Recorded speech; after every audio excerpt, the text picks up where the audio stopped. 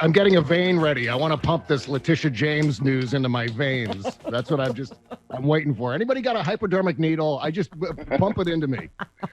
I know. I felt like I have mounds of show prep, and I'm just like, am I going to be able to talk about anything else? I don't think so. It's really, This couldn't have come at a better time, because I swear, for the last couple of weeks, right, I have been at a low tide in terms of my confidence that something bad is going to happen to Donald Trump to make up for all of the misery he put this country through, put the world through over especially the past year.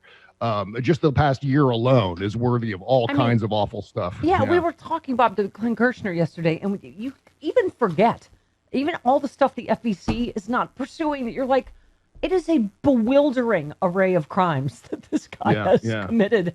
And, as Glenn said, I guess we're not going to get him for all of them, but I think he looks like he's going to get Al Capone, which is just fantastic. You jumped ahead on Twitter, which was very exciting. You said Mar-a-Lago or Trump Tower ought to be seized, demolished, and replaced with a national monument dedicated to the nearly 600,000 Americans who died due to Trump's political ambitions. Let's jump ahead. Yeah.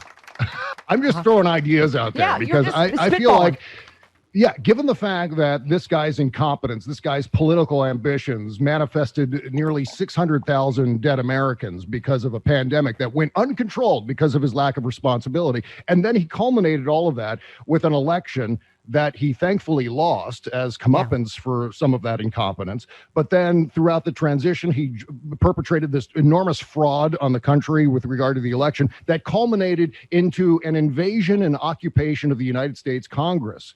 And I feel like the punishment for that should be, I don't know where the torches and pitchforks are, but I think we should be doing a little bit of that because this sort of thing doesn't stand, at least historically. In an historic sense, I think about like what happened to Robert E. Lee. Like Robert E. Lee joined in this insurrection against the United States. So Abraham Lincoln said, you know what, screw you. We're going to start burying our dead right up to your front doorstep of your house.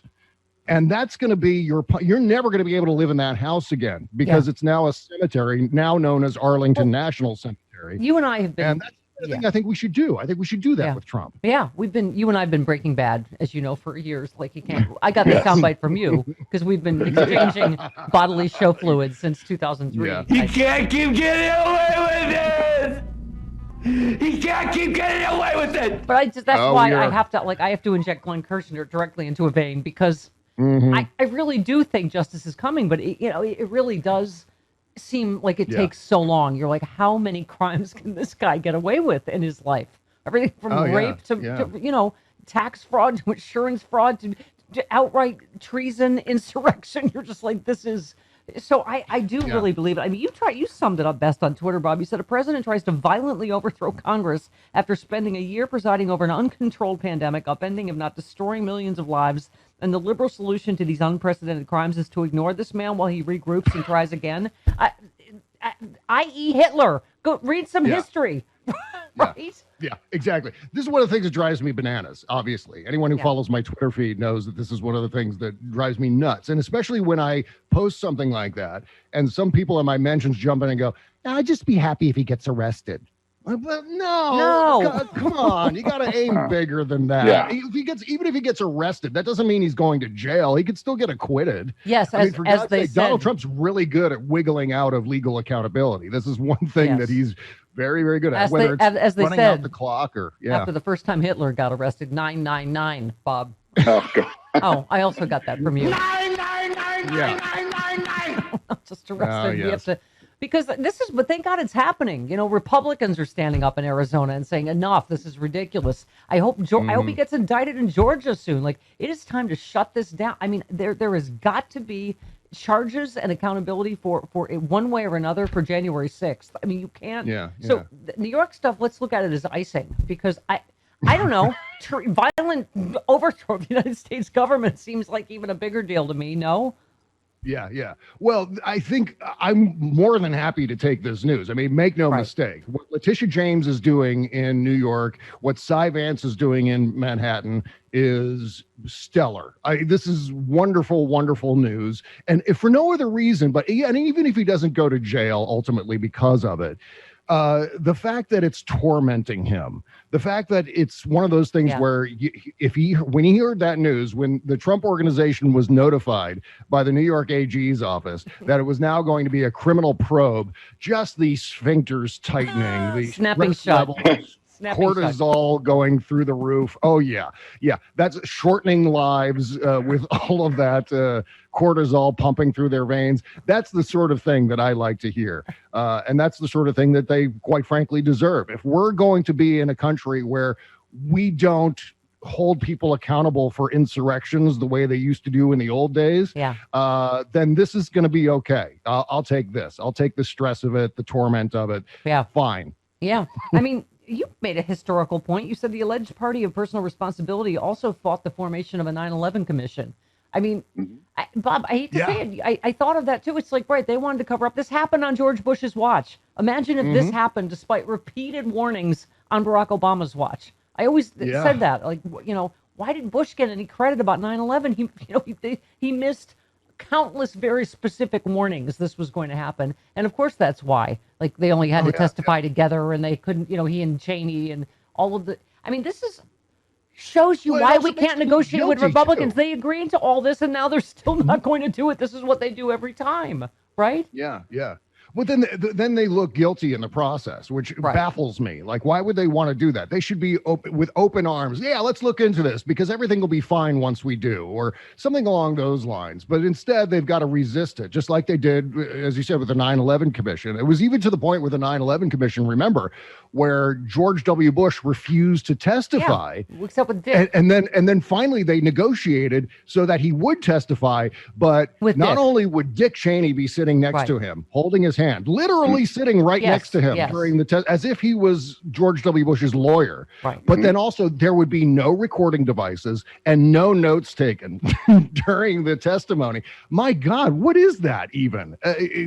And this is the sort of thing that we're probably going to hear over the coming weeks and months with regard to Mitch McConnell and the Republicans. I mean, Mitch McConnell kind of caved in yesterday and said, well, we're going to take a look at this. We're going to see what the different parameters are. But what that means is we're going to politics this down to next to nothing. We're going to make this as weak as we possibly can so that none of us are really held accountable for what was one of the most historic and terrible events of this country's history. And Kevin McCarthy, of course, threw, I forget what's his name, lead negotiator under the bus. Like, they agreed to this and announced it last week, right? McCarthy comes out against it. Steve Scalise says, I'm not going to whip votes against it. Steve Scalise just sounded out louder whipping votes against it, telling members to vote no. I mean, you can't trust Republicans as far as you can throw them. They do. I mean, this is what they do on every bill. What's the point of negotiating? None of them vote for it anyway. It's like so much of their agenda is about protecting Donald Trump. It's staggering. It's all about circling the wagons around Trump, whether it's these election laws. I mean, these all have to do with Donald Trump. Donald Trump made up a bunch of nonsense about the 2020 election. So now they're passing all these election laws. Donald Trump did something terrible, fomented an insurrection. Again, an invasion and occupation of the United States Congress. It only lasted a short period of time, but it doesn't matter. It happened. And so they're circling the wagons around him for that one, too. Bob, and I assure you, Fox News will be on top of this New York AG news as well. Yeah. But Bob, I swear, I think it's as the crazier and more desperate he gets. I mean, you realize, first of all, now why he's been so desperate to hide his tax returns and other financial records for so long and has gone to such lengths to steal an election and not, have any of this happen. But I was going to say it's already happening where he goes too far, where he goes, they deleted all the votes in Maricopa County. And the Republicans are like, what? No, we didn't. It's right here in front of us. It's right here. Yeah. I mean, his lies are getting so outrageous and so over the top that even they have to go, what? No.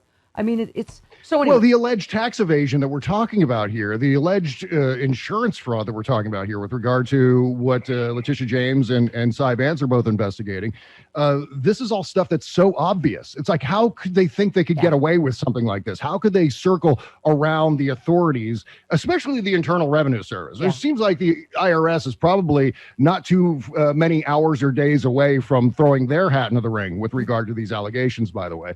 But it seems like they were really brazen with these alleged crimes that they've committed. So it seems to me as if there was some other element that was keeping them away from legal accountability for many years. And I think that element was bribery. I think they were bribing officials to turn a blind eye to their shenanigans with regard to their property values and their insurance applications, their tax returns, and so on. So they could get away with this, doing something so flagrantly stupid and obvious. So that's probably how they managed to circumvent accountability. Republicans are getting equally as random and, as I was saying, desperate. They're talking about, unless the other violence is investigated, including the shooting at the baseball. I'm like, when was that? In 2017? When you've been in charge of Congress for how long? I mean, it's just, how is that connected to January 6th? I mean, it's just so ridiculous. And then also, Steve Scalise's letter said the proposed legislation could interfere with and ultimately undermine ongoing prosecutorial efforts. Oh, I see. So Mitch McConnell, right? They're like, oh no, impeachment's not the thing. He's going to be held accountable. Also, oh no, and January 6th commission, that's not the. And then when if he is indicted and charged in January 6th, and to be like, oh well, witch hunt. That's not the place. So you can't do that to a former president, right? I mean, this is, you're right. Well, yeah. Well, here's the other amazing thing about the New York AG case is that what Donald Trump and his accountants and so on, what they were doing, probably all under the control of Donald Trump. Donald Trump micromanages everything. So that Donald Trump is somewhere in this chain of command, probably at the top of the chain of command that they're investigating. And so the amazing thing is the plot that the scam they were trying to get away with was so bungled because what they did is they overreached. They inflated and deflated the values of their properties to such an extent that it no longer looked like a mistake. Right. And so that's what's turned this from a civil investigation to a criminal investigation, because the margins were so massive that it had to be deliberate. Yeah. And that's where they screwed up once again. Even when they're, again, we go back to like the last 4 years, Stephanie. We've been talking about this, just said this a million times. Donald Trump is the dumbest criminal in the history of dumb criminals. Remember the old bits that we used to do in morning radio, like crooks are stupid, and there was always the guy who would put the ransom note on the back of one of his own checks. Oh, I had that. Dumb crook stack. Yeah. Yeah, exactly. But that's Donald Trump. You'd expect Donald Trump and his tax evasion, allegedly, to come up in that that whole stack. Yeah. I mean, and by the way, you'd think Supreme Court stuff would be big news, but this is also why I keep saying, I tweeted yesterday, we have to expand the court, because particularly with all this stuff, this is a criminal who was not legitimately elected, who stole, I would argue, 3 Supreme Court seats. So, we got to fight by whatever means necessary when we have the majority right now. And you just said after Roe v. Wade falls under the Roberts Court, Griswold versus Connecticut is next on the chopping block. Another step closer to red hat Christian zealots mandating women in Republican-controlled states to be handmade birthing vessels. I mean, all the handmaids jokes we made, not so funny now, are they? No. What they want you to do is make sure you can't prevent getting pregnant. And then once you are pregnant, you can't get out of being pregnant. That's the trash compactor that Republicans are putting women in across this entire country with this, with these challenges, the Mississippi law, for example, all the trap laws, all the rest of it. They want women to be mandated. Once they're pregnant, they have to be mandated to follow through all the way to birth with that fetus, and that's beyond totalitarian. That's some other level of, and the best example is The Handmaid's Tale, and that dystopian future of that story, and it's not too far off. I mean, we talk about dystopian future where they go, oh, okay, it's great, it's outer space or whatever, but it's not. This is, Bob, on our doorstep. I will close by saying, here is my future. It's not dystopian. I don't know if you saw the news yesterday. There's some anecdotal evidence that the vaccine is bringing back postmenopausal women's periods. And so I would be your birthing vessel any day. Oh, no. Run it by Kimberly Johnson. See what she thinks. Wait till I run and tell Kimberly about I'm sure that. She's going to be thrilled. Yeah, with her angry agenda of manicide, who knows how she's going to take that news. She would just love to have periods again. I just know her, and she's like, yeah, bring them on. If I could get my periods back. Great.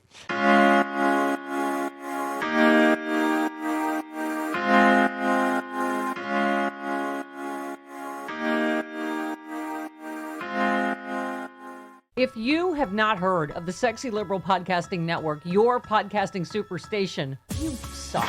I mean, we have the smartest, funniest liberals in the country. Stephanie Miller's Happy Hour. We have John Fugelsang. We have Hal Sparks, Frangela, Final Word and Idiot of the Week. We have Bob Cesca. Oh my God. We have Jody Hamilton from The Bunker. We have Start Me Up with Kimberly Johnson. We have Unprecedented. We have the smartest, funniest podcast, period. Get it now. SexyLiberal.com.